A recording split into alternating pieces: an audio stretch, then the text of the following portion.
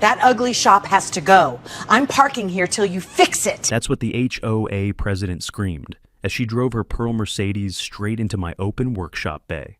She slammed it in park 3 feet from my welding bench. I was at the hardware store buying flux when my 16-year-old daughter called. Brittany Cole Whitfield had kicked over a live MIG rig and was photographing my shop like she owned it. By the time I got home, my daughter had locked the bay door behind her. Brittany stood outside the gate, still pretending she had authority over a parcel that wasn't even in her HOA. That's the kind of woman she was, the kind who confused control for class and cruelty for leadership. What she didn't know was that my workshop had 4 cameras and 2 angles on her Mercedes. It also had a man inside who used to weld bridge plates for the United States Marines. Tell me, would you have called the cops or done what I did? 8 years ago, I bought a 2-acre parcel on the eastern edge of Niwot, Colorado, with the only money my late wife and I had ever saved together. Joanne had stage 3 breast cancer when we signed the deed. She died 11 months later in the upstairs bedroom of the house I built with my own hands. She made me promise 3 things before she passed: finish the workshop, raise Cassie like she was the most stubborn welder in the county, and never give up the land. I kept all 3. My name is Wesley Hartwell. I'm 47 years old, a former combat engineer with the Marines, and a custom metal fabricator. I weld trailer frames, gates, garden sculptures, and the occasional custom motorcycle part. The shop is a 30 by 50 steel building behind the house, and it smells the way every good shop should: hot iron, machine oil, and the faint sweetness of acetylene. My daughter Cassie is 16 now. She started welding the summer after her mother died, mostly because she couldn't sit still in a house that had suddenly gone quiet. Today she's better with a TIG torch than I was at her age, and she runs the front office of my business like a calm little drill sergeant. We live just outside the boundary of an HOA called Spruce Hollow Estates.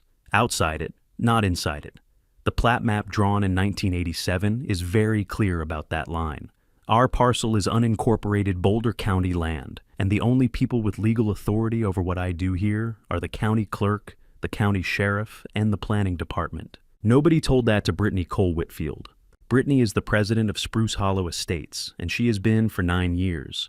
She's 52, blonde, heavy-set in that way, that always carries a linen blazer over yoga pants like a uniform. She drives a pearl-white Mercedes GLS with a personalized plate that reads HOA President.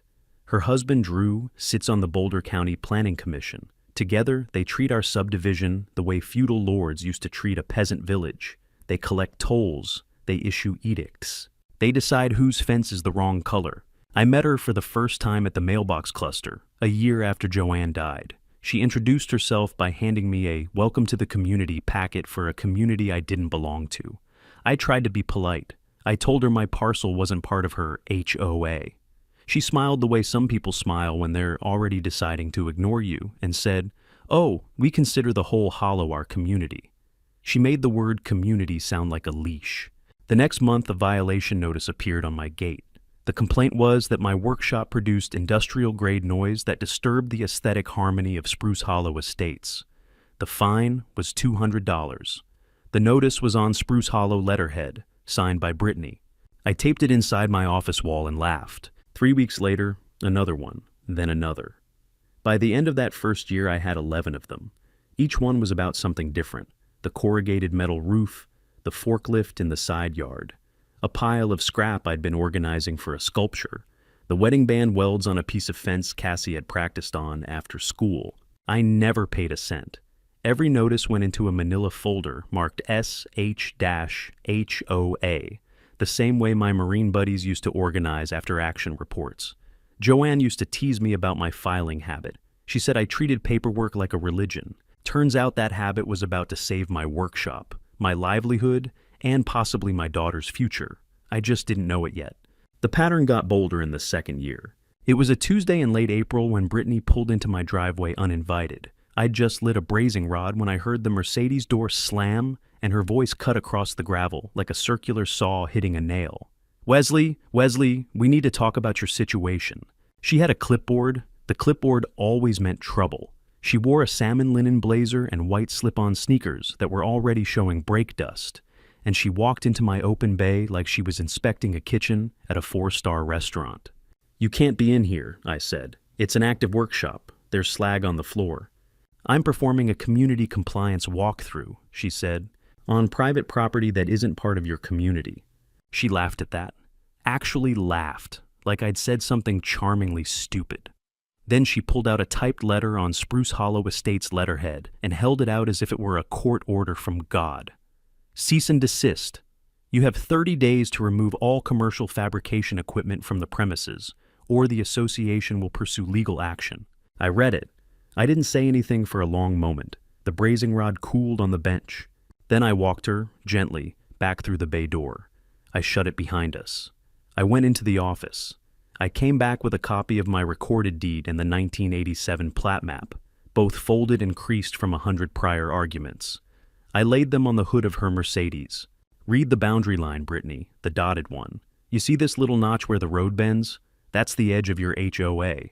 My property starts 10 feet east of that notch. It has never been inside Spruce Hollow Estates. Not in 1987, not in 1995, not now. You have no authority to issue a cease and desist." She squinted at the map for about 4 seconds. Then she folded her arms across the salmon blazer and said, "We consider the parcel functionally part of our jurisdiction." That was the first time I heard the phrase, functionally part of our jurisdiction. I would hear variations of it 63 more times over the next 2 years. "You consider it that way," I said. "The county doesn't." "You don't want to fight the association on this, Wesley. Drew sits on planning. Things can become very inconvenient very quickly." That was the first open threat. I filed it in my head the way I'd been trained to file an after-action note. Time of statement, 2:47 p.m. Witnesses, none. But I had a Ring camera on the porch eaves that picked up the audio perfectly. I checked it that night and saved the clip to 2 different drives. The next week, 3 sheriff's deputies showed up at 6 in the morning. Brittany had filed a noise complaint about my workshop operating commercial machinery before sunrise. The deputy on point was a tall man named Caleb Stearns, who I'd actually played softball with the previous summer. He looked at my unlit shop, the cold welder, my coffee cup still steaming on the porch rail, and exhaled through his nose. "Wes, I'm going to level with you," he said. "This is the 3rd call she's made about you this month. None of them have checked out. But once a complaint is filed, I'm required to roll on it." "I know. You might want to start documenting." "I already am." He smiled a little. He'd seen the type before. He told me, off the record, that the department had unofficially flagged Brittany's calls as habitual. He also told me, off the record, that wouldn't stop her. 3 days later, I came home from a hardware run to find a Spruce Hollow Estates sticker plastered across the front of my gate sign. Big yellow letters, violation, unauthorized commercial activity. The sticker was glued so hard with industrial adhesive that it took me an hour with acetone and a razor blade to remove. Cassie watched me from the porch with that quiet, focused look she gets when she's deciding to remember something. "Dad," she said. "Yeah, sweetheart. She's going to keep doing this, isn't she?" I dropped the last shred of yellow vinyl into a 5-gallon bucket and capped the lid. "Yes," I said, "she is. What are we going to do?" I looked at her. 16 years old, blue welding goggles pushed up on her forehead, her mother's same stubborn jaw. "We're going to keep every single one," I said, "and we're going to wait." The waiting got harder in year 3. By then, I had 41 violation notices in my SHHOA folder. None of them had ever been ruled valid by the county. Brittany didn't care. She was playing a different game. She was playing for fatigue. That summer, she pivoted to a new tactic. She started warning my customers off. The first I heard of it was from a longtime client named Hal Vickers, a retired rancher out near Hygiene who'd ordered a custom gate for his property line. Hal called me on a Friday afternoon, his voice sandpapered with awkwardness. "Wes, I had a strange visit from a lady this morning. Said her name was Brittany something, and she's the HOA president out by your shop. She said she felt obligated to let me know there's an ongoing safety investigation into your workshop, and that any orders placed with you might be subject to seizure as evidence." I closed my eyes. My fingers found the edge of the bench. The metal was cool. I made myself breathe. "Hal, I want you to know 2 things. First, there is no investigation. Second, she has no jurisdiction over my property. She's lying to drive my business under." Hal was quiet for a minute. Then he said, "Son," I figured, I've known 3 women like her in my life, and they all ended the same way. Fence posts deep in their own hole. You finish my gate, I'll pay you cash up front. And if you need somebody to swear out an affidavit about what she told me, you let me know. I'll let you know. I hung up and stared at the wall for a full minute before I could move. Cassie came in. She'd heard the tone. She sat on the corner of my desk and said nothing, just waited. She's going after my customers now, I said. Like a coward, Cassie said. Like a coward. Over the next 2 months, 4 more clients got the same visit. 2 stuck with me. 2 quietly canceled their orders. I watched my June revenue drop 40%. I started skipping lunches to keep the bills paid. I sold a vintage cherry red, 1968, Norton motorcycle that Joanne and I had restored together. Sold it to a collector in Fort Collins for $9,000. The alternative was missing a payment on Cassie's college savings account. That sale hurt in a way that doesn't have a clean name. I drove home from Fort Collins with empty hands and a cashier's check in my pocket, and the smell of WD-40 stuck to my fingers the whole way. A week after that, Brittany escalated again. She showed up at my gate with a man in a navy polo who introduced himself as a compliance inspector with the Boulder Foothills Community Safety Authority. That isn't a real agency. I checked 12 hours later. The agency was a private LLC registered to the same shell consulting firm that filed her HOA paperwork. He had a badge that he'd ordered off Amazon for $38. He demanded to inspect my shop for fire code violations. I asked for his certification number. He didn't have one. I asked for the warrant. He didn't have one. I asked him to leave. He didn't, until I picked up my phone and dialed the actual Boulder County Sheriff while standing in front of him on my own driveway. Then he and Brittany hustled back to her Mercedes like raccoons hit by a porch light. The deputy who came out, again Caleb, took one look at the fake badge photographed on my Ring camera and shook his head slowly. "Wes," he said, "I'm going to level with you again. The department can't act on individual incidents like this without a pattern complaint. But if you build a pattern, we can build a case." How big a pattern? 20 solid incidents documented minimum. Photos, timestamps, witnesses, the works. I went inside and counted my folder. 43. I went back out and told him I'd be ready when he was. That night, Cassie set the table while I welded a new hinge on the front gate. The sun was setting through the cottonwoods, and the gold light caught the grinding sparks like fireflies coming home. She didn't ask me about the Norton. She knew. She just brought me a glass of cold water and stood beside me until the hinge cooled. "Dad," she said. "Yeah. You should start writing this down, like all of it, not just the notices, everything she says, everything she does." I looked at my 16-year-old daughter and thought, my God, your mother would be so proud. "You're right," I said. "I will." I started a yellow legal pad that night, and I never stopped. Year 4 was the year she touched the gate. I had reinforced it twice by then. The Norton money paid for the steel. I bolted 3/8-inch plate across the gate face, installed a coated keypad, and ran the camera system through a battery backup so even a power cut couldn't blind it. The shop got the same treatment. 4 cameras outside, 2 inside, every angle saved to local storage and to the cloud. Brittany must have seen the upgrades, because the next month she shifted tactics again. This time, she didn't come herself. She sent 2 men. It was a Wednesday in October. The aspens up on the foothill behind the property were the color of new copper, and the smell of wood smoke from the McConnell place down the road had been drifting across the field all morning. I was in town picking up an order of stainless rod when Cassie called. "Dad," she said. Her voice was very level. "2 men just pulled up to the gate. They have bolt cutters. They're saying they're here on HOA orders." My truck was 3 miles out. I turned around. "Stay inside the house," I said. "Lock the doors. Record everything from the window. Do not engage them." "I won't." "I love you." "I love you too. Drive safe." I made it home in 5 minutes. By then they'd cut through my outer keypad housing and were starting on the steel plate. They were 2 men in their 30s, work boots and oil-stained jeans, neither one looking entirely sure of why he was there. I rolled my window down before I hit the brake. "Gentlemen, step away from the gate. Now." They turned. The bigger one, red-bearded, lowered the bolt cutters.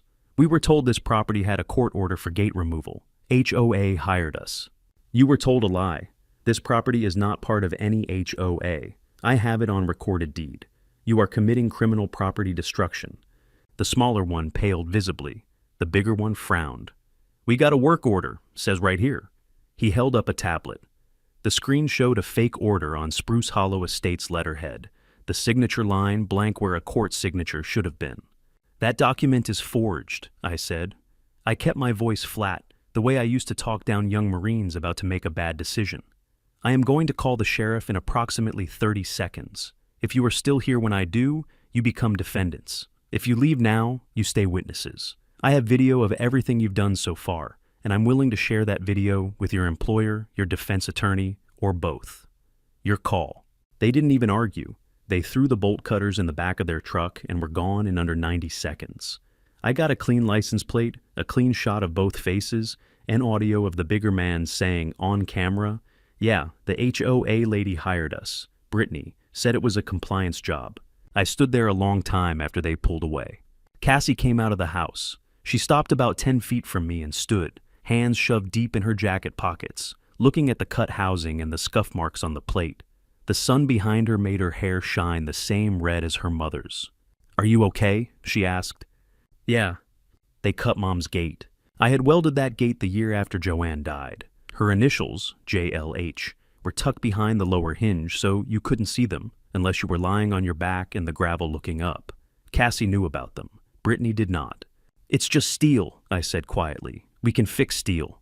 But something turned over in my chest. Not anger, not even outrage. More like the quiet click of a tumbler in a lock falling into place. I called Caleb. He showed up 45 minutes later. He watched the footage twice. He looked at the cut housing, the fake work order I'd photographed off the tablet, the audio recording. He sighed the long sigh of a man who has seen far too much human stupidity dressed up as authority. "Wes," he said, "I think you might have what we need." "I know I do." "What are you going to do?" "I'm going to file the complaint, and then I'm going to start asking questions about how she's funded." He raised an eyebrow. "Brittany doesn't have a job," I said. "Drew makes maybe $90,000 at the county. They drive match Mercedes and just put in a heated pool. Where's the money coming from?" Caleb looked at me for a long moment. Then he said, "Wes, I'd love to see what you find." That weekend, I drove to the Boulder County Clerk's office and filed my first formal records request. The records request changed everything. Public records requests in Colorado are governed by the Colorado Open Records Act, the CORA. Most counties have to respond within 3 working days. Most people don't bother to ask. Most HOA presidents who skim a little money on the side count on the fact that nobody is ever going to look. If you ever suspect a small town official is dirty, here's the takeaway worth keeping. The paperwork they have to file is almost always public, and almost nobody ever reads it. I asked for 3 things. 1. Every recorded compliance fee Spruce Hollow Estates had collected in the last 8 years, with attached invoices. 2. Every approved boundary expansion ever filed by Spruce Hollow Estates, with the county acknowledgement. 3. Any vendor contracts the HOA had with a consulting firm called Wildflower Strategy LLC, which I had noticed appeared at the bottom of every official notice Brittany had ever sent me, printed so small I'd missed it for 3 full years. The clerk, a friendly woman named Eileen Brooks, who'd been on the job since the Clinton administration, raised an eyebrow at the 3rd one. "Wildflower Strategy," she said. "Drew Cole Whitfield's name comes up on that filing." "Pardon?" "It's registered to him, sole member LLC, filed in 2016. I felt that quiet tumbler click again. The records came back 6 days later. I sat on my porch with a mug of coffee, the box of paper across my knees, and started reading. Here is what I found. The HOA had collected approximately $312,000 in compliance fees over 8 years. Roughly $207,000 of that had been paid out to Wildflower Strategy LLC for consulting services. Wildflower Strategy LLC was registered to Drew Cole Whitfield, husband of Brittany Cole Whitfield, HOA president. Drew sat on the Boulder County Planning Commission, the same body that approved any expansion the HOA tried to claim. There was never a boundary expansion filing on the books, not one. The 1987 plat had never been amended. That meant every expanded jurisdiction violation notice Brittany had issued, to me and to at least 19 other non-HOA homeowners I would later identify, had been issued without legal authority. Every fee collected on that authority was, at minimum, conversion under Colorado civil law. At worst, it was a coordinated embezzlement scheme using a fictitious jurisdiction as cover.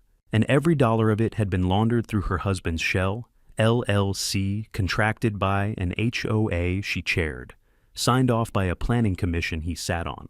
I sat on that porch a long time. The coffee got cold. The cottonwoods rustled. Somewhere down the road, a chainsaw started up and stopped. I finally got up and walked back to the shop. Cassie was in the bay running a TIG bead on a brake pedal mount for a customer. She looked up when she heard me come in. She killed the torch. Dad. I found it. How bad? 300 grand, 8 years, 20 homes, her husband's shell company. Cassie set down the torch. Her welding hood flipped up. Her eyes, Joanne's eyes, held mine. What do we do? She said.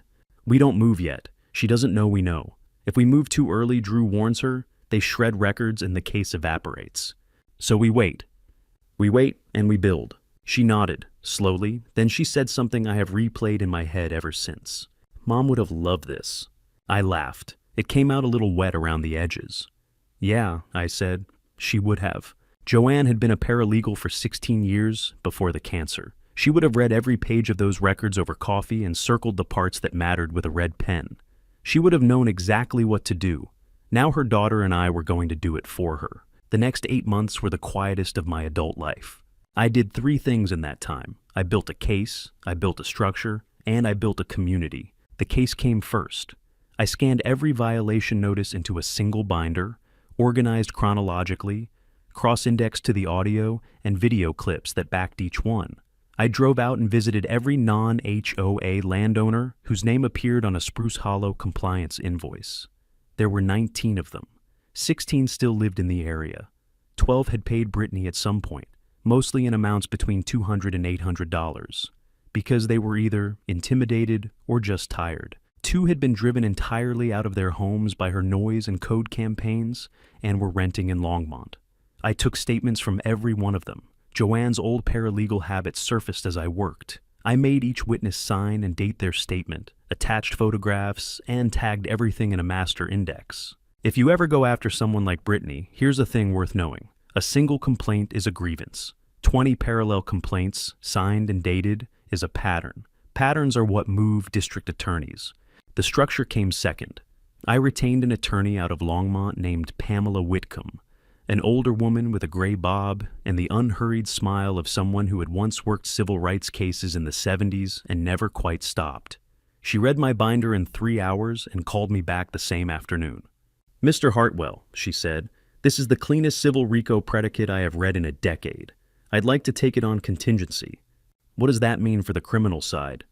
The criminal side is the district attorney's call, but I have a friend in that office who would, I suspect, find this very interesting if it landed on her desk. Make the call. She did.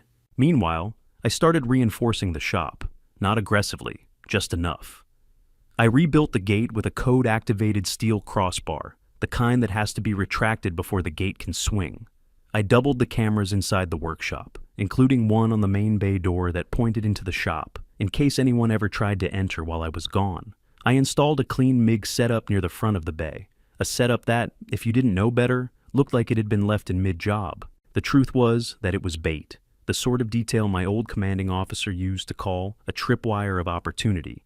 I never explained to anyone why I left it there. I just kept it there. Cassie and I welded together every Saturday that winter. She was working on a piece, a wrought iron sculpture of a horse rearing for the regional youth metal art competition. The horse was nearly 4 feet tall. She had been working on it for a year.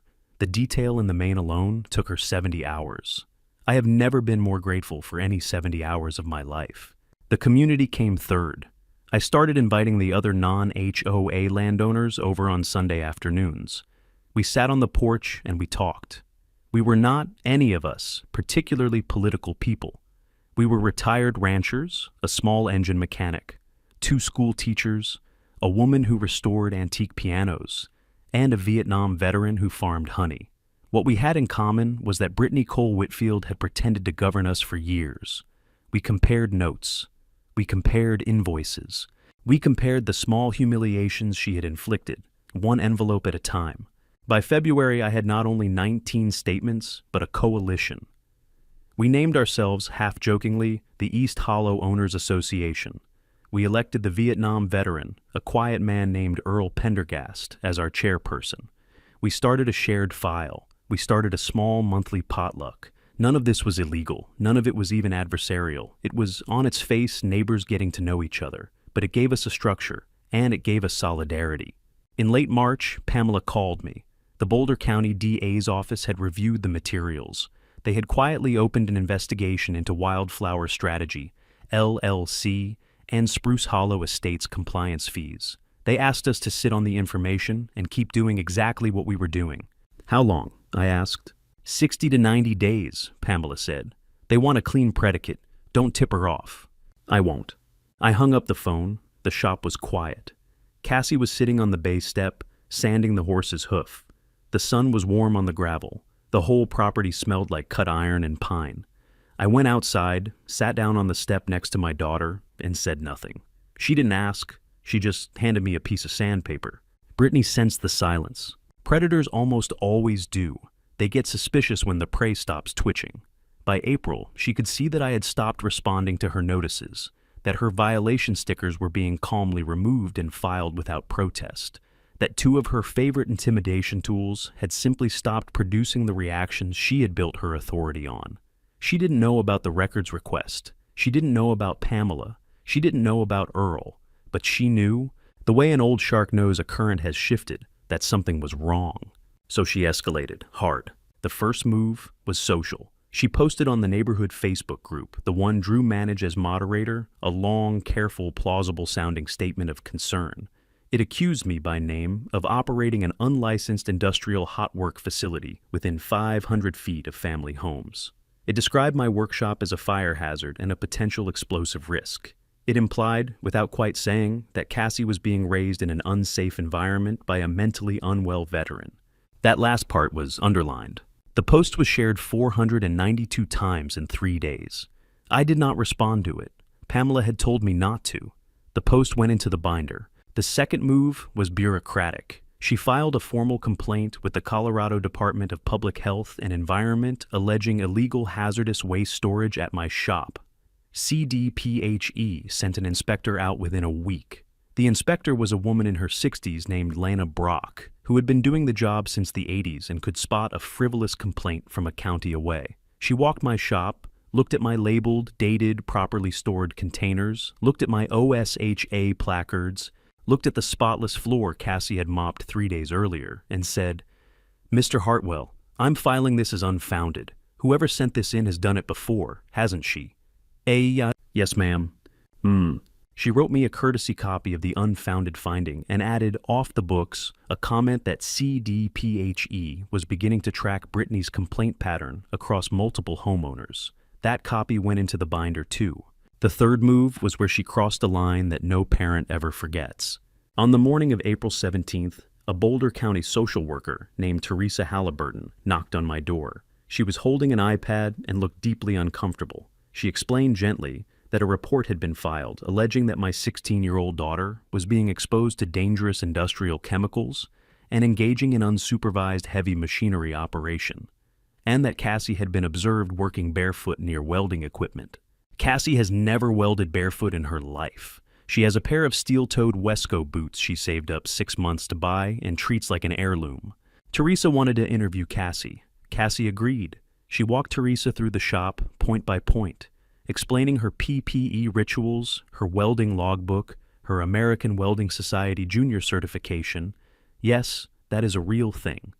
Cassie earned hers at 15, and her competition schedule. She showed Teresa the locked chemical cabinet, the eye wash station, the fire suppression system, the certified ventilation hood. She showed her the framed photo of Joanne on the office wall and explained, calmly, why she had started welding. Teresa closed her notebook a quarter of the way through. "Mr. Hartwell," she said, "I am required to follow up on every report, but I want you to know, on the record, that this report was, in my professional judgment, malicious. I'm going to mark it as such in my final assessment. Whoever filed this against you and your daughter abused a process that exists to protect actual children in actual danger." She gave us her direct line. She told us to call if anything else happened. She left. I stood on the porch and watched her drive away. Cassie came out and stood next to me. She was very still. "Dad," she said. "Yeah." "She tried to take me away from you." I couldn't speak for a moment.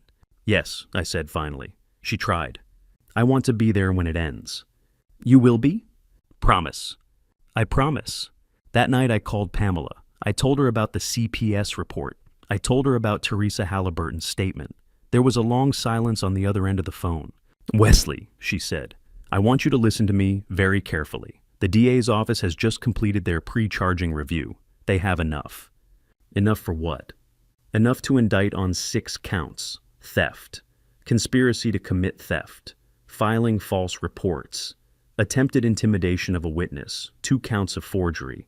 They want 1 more documented incident, anything fresh, anything new, to lock in the timeline. After that, they'll move." "How long?" "As long as it takes for her to do 1 more stupid thing." I looked at Cassie across the kitchen. She had heard. "Pamela," I said. "She always does." It happened on a Friday in early May. Cassie was in the shop. I was 20 minutes away at the hardware store in Longmont, buying a fresh tank of argon and a box of welding tips. The bay door was open because Cassie was finishing the patina on her horse sculpture, which required a south breeze to evaporate the chemical evenly. The horse stood on a wooden plinth at the center of the bay, hooves planted, mane lifted, eyes raised, 57 pounds of hand-formed wrought iron that represented 1 year of her young life. I would learn the rest of the story from cameras, from Cassie, and from Brittany's own mouth. At 11:47 a.m., a pearl-white Mercedes GLS came up my driveway. The gate was open because I had been moving steel earlier and hadn't reset the bar. The Mercedes slowed at the gate. Brittany leaned out the driver's window, looked at the shop, saw the bay door open, saw Cassie alone inside, and made a decision. She drove the Mercedes straight into the workshop. She didn't stop at the bay opening. She rolled the SUV all the way in, parked it 3 feet from my welding bench, and shut off the engine. She got out. She tossed her purse on the bench, knocking a roll of welding wire onto the floor. She walked to the patina-soaked horse, looked it up and down, and said audibly on camera, "This whole place is a violation." Cassie was standing 5 feet behind her, holding a soft brush in one hand. "Ma'am," Cassie said, "you can't be in here." Brittany turned. She saw Cassie. Her face went through 3 expressions in quick succession: surprise, calculation, then a kind of sharp, mean delight. "Oh," she said, "you, the little welding princess. Where's your father, sweetheart?" "He's not home. Please leave." Brittany ignored her. She walked deeper into the shop. She started photographing the chemical cabinet, the MIG bait set up near the front, the rack of finished gates waiting for pickup. She kicked a coil of TIG filler rod with the toe of her sneaker, then deliberately kicked over the live MIG welder I had left in the front of the bay. The welder fell sideways. The wire feed jammed. The tip sparked once against the concrete, and a thin curl of smoke rose. Cassie was already moving, not toward Brittany, toward the wall. "You can't operate this kind of equipment without proper..." Cassie hit the bay door button. The bay door is a 15-foot rolling steel panel on a chain drive. It takes 19 seconds to come all the way down. Brittany heard the chain start. She turned. Her face shifted into a 4th expression: confusion, then anger. "What are you doing? Stop that." Cassie didn't say anything. She walked to the side door, the one that exits into the back of the shop and out toward the house. She stepped through. She locked it behind her. She locked the front office door. She locked the rear bay door. She walked into the kitchen, picked up her phone, and called me. "Is Dad?" "What's wrong?" "Brittany's locked in the shop. She drove the Mercedes inside. She kicked over the MIG. I missed the exit ramp. I had to take the next one and double back. By the time I pulled into the driveway, 26 minutes later, the Mercedes was still inside, the bay was sealed, and Brittany, I could hear her, was pounding on the inside of the steel panel like an animal in a trap. Cassie was on the front porch with her arms folded, watching the shop like a cat watching a mousetrap she had personally set. I parked, I got out, I walked up to the porch. "Are you okay?" I said. "I'm fine." "Show me the footage." She had already pulled it up on her phone. We watched the whole thing, the Mercedes rolling into the bay, the kicked welder, the threats to Cassie, the moment my 16-year-old daughter had calmly walked to the wall and pressed the button that closed the trap. "Cassie." "What?" You did the right thing. I know. I walked slowly around to the side door of the shop. I could hear Brittany on the other side, threatening lawsuits, threatening the sheriff, threatening her husband, threatening Drew's planning commission seat. I did not open the door. I called Pamela. I told her exactly what had happened. There was a long silence, and then, for the first time in 8 months, I heard my attorney laugh. "Wesley," she said, "she just gave us the last predicate." "Pamela," I said, "I'm not calling the sheriff yet." "Why not?" I looked through the side window of the shop. I could see between the boxes the pearl flank of the Mercedes.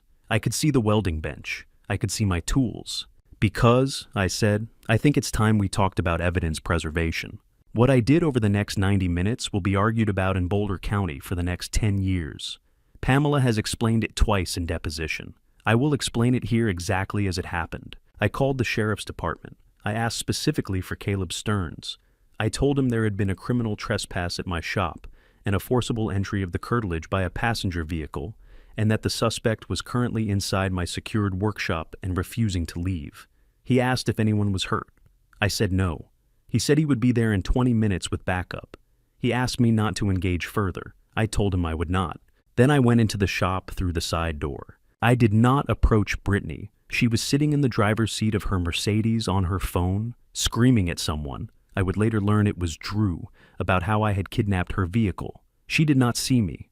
The shop is large and full of stacked materials, and I moved quietly along the back wall. I did 3 things in those minutes. I retrieved my professional camera and photographed every angle of the scene: the Mercedes inside the workshop, the kicked-over MIG welder, Brittany's purse on my bench, the patina supplies on the horse, the bay door sealed. I retrieved my arc welder and 4 3/8-inch steel plates, each cut to the dimensions of a Mercedes door seam, and I made a single decision that Pamela would later describe in court as creative, lawful, and deeply ill-advised, but creative. I welded the steel plates over the door seams of her Mercedes, front and rear, all 4 doors. I used thin tack welds on the plates only, not on the paint, not on the metal of the car itself. The plates clamped over the seams. They did not touch the body panels. They could be removed in 20 minutes by any certified torch operator without ever marking the vehicle. But they could not be opened by a Mercedes Cole Whitfield with a key fob. The whole time, Brittany sat inside the car, on her phone, with the windows rolled up, screaming at Drew. She never looked back. When I was done, I taped a single piece of paper to the inside of the driver's window. It read, "This vehicle is being preserved as material evidence pursuant to civil complaint and pending criminal investigation. Please contact the Boulder County Sheriff's Office before attempting removal. Wesley T. Hartwell." I walked out. I locked the side door behind me. Caleb arrived 11 minutes later with 2 deputies and a body camera. I walked him through the footage. I walked him through the binder. I walked him through Cassie's call, the timeline, the welded plates, the careful protection of the paint. I gave him a signed sworn statement. I gave him Pamela's number. I gave him 8 years of records. Caleb watched all of it. Then he looked at the welded Mercedes through the shop window. Then he looked back at me. Then he said, very quietly, "Wesley, you magnificent son of a gun. Am I in trouble? You weren't supposed to do what you did, but the plates didn't damage the car. The car damaged your equipment. She drove that thing into your shop, and she's still sitting in it. I'm going to take my daughter camping for 3 days," I said. "I'm taking her up to a fishing cabin in the Poudre Canyon. I'll be unreachable. I want everything that needs to happen without us." Caleb tilted his head. "You're going to vanish," he said. "For 72 hours, while the Mercedes sits in your shop welded shut. With your permission." Caleb looked back at the shop. He looked at the sky. He took a deep breath. "Wes," he said, "if anybody asks, I told you to leave for your daughter's safety. I'll preserve the scene. We'll get an evidence team out here. The DA's office is already on standby for the indictment. Go, take her, get some sleep." I took Cassie, I drove. We packed in 20 minutes. We were in the Poudre Canyon by sundown. The Mercedes stayed where it was. What happened in the next 3 days, I learned mostly from the news. The story broke Saturday morning on the front page of the Daily Camera, with a photograph of a pearl white Mercedes welded inside a private workshop. By Saturday afternoon, it had been picked up by Channel 9. By Sunday, the DA had filed indictments. Brittany on 7 counts, Drew on 4. By Monday, Drew had been suspended from the Planning Commission, and Wildflower Strategy LLC had been administratively dissolved. Brittany sat in a county holding cell for 41 hours before her bond was set. The Mercedes was cut free at 9:14 a.m. on Tuesday by 2 certified torch operators under the supervision of 3 deputies, an evidence tech, 2 attorneys, and a Channel 9 cameraman. Not a single panel of paint was damaged. When Cassie and I drove back down out of the canyon on Tuesday afternoon, the gravel at the foot of my driveway was lined with parked cars. I will admit, my first thought was that something else had gone wrong. Earl Pendergast met me at the gate. He had his Vietnam veteran cap pulled low against the sun, and a smile I had not seen on his face in 3 years. "That's Wes," he said. "We've been waiting for you." It wasn't a media crowd. The reporters had come and gone. This was the East Hollow Owners Association, all 19 of us, plus a few new faces, neighbors I hadn't even met yet, folks who had heard the story and wanted to shake my hand. Hal Vickers was there, the honey farming Vietnam vet, the piano restorer with paint on her knuckles, Lana Brock from CDPHE, off the clock, Teresa Halliburton, the social worker, in jeans and a Rockies cap. Cassie hopped out of the truck. She looked at the gathering. She looked at me. "Dad," she said, "is this for us?" I think it might be. The settlement, in the end, was not the part of the story I remember most. Brittany pled to 4 counts and served 18 months in a women's correctional facility in Canyon City.